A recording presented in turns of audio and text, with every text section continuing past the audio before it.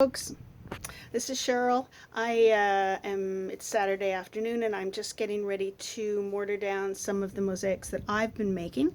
So I thought it was a good time to show you around to my workroom where I do all the glass cutting and the messy stuff.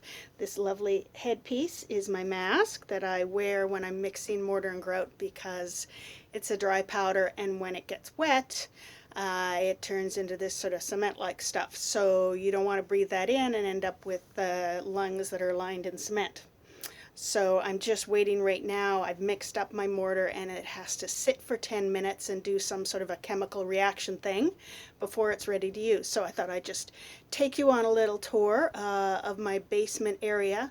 So this is where I do all the glass cutting, the mortaring and the grouting, and then I have a nice sunny room upstairs where I do all my designing, painting, drawing, things like that. So I'm going to turn the camera around and hopefully I angle it right so you can see what's going on. So I have half of the basement down here. So when you come into my basement and go into the second side, it looks like this. Lots of stuff here. Over this way is where I actually make the mosaics. So you can see down here I have some of the cut patterns for some of my seaweed mosaics that I'm working on. And these are some of the bases that I'm using to attach the mosaics onto. Over here, this is my homemade light box. So if I turn on my light,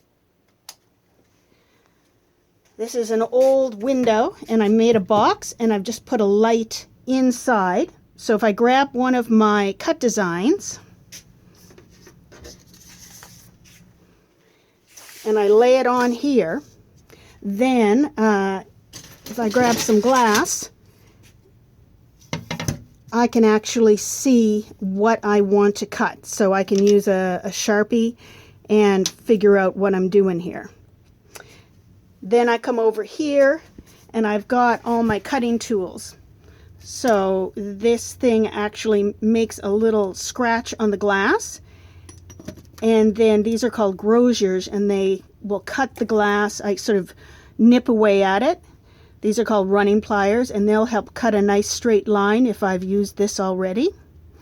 And these are called double-wheeled nippers for an obvious reason, and I use those to nibble off little bits with glass tile. And then if you come over here, so these are all grinders, they're called, and cutters.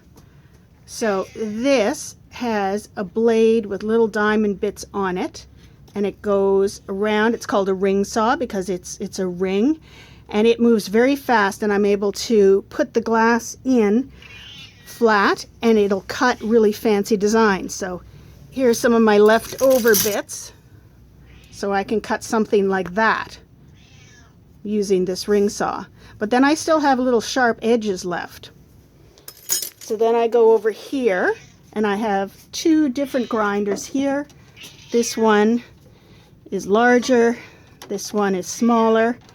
So these turn very fast, and I put the glass up against that edge and it gets rid of all the really sharp little bits.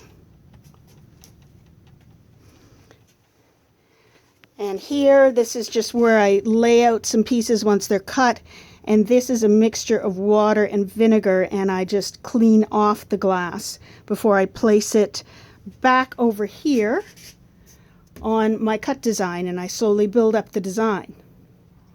So now if we go down this way, this is all my glass that is in pieces that I've already cut. That is left over. I use it for smaller pieces I need. This is my cat being very vocal. Yes, hi Pippin. These are all my large sheets of glass. Lots of really fun colors. And I wear gloves when I'm handling them because I end up getting sliced fingers. And then over here, this is the area where I do all the really messy mortaring and grouting. So over here, these are all my different grouts and mortars. So the grout is what fits in between the tile.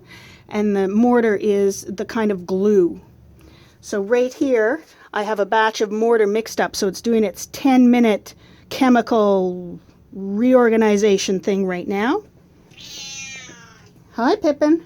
And over here, I have 2 mosaics. This is actually the backs of them. And there's a sticky plastic here called Mac Tack that's actually on the front, so the pieces don't move on me. And then these are my boards, so I'm going to cover these with mortar, and then I'll turn them over and actually press them down so that the 2 stick together. Then I can flip it over and I can peel off this plastic off the front.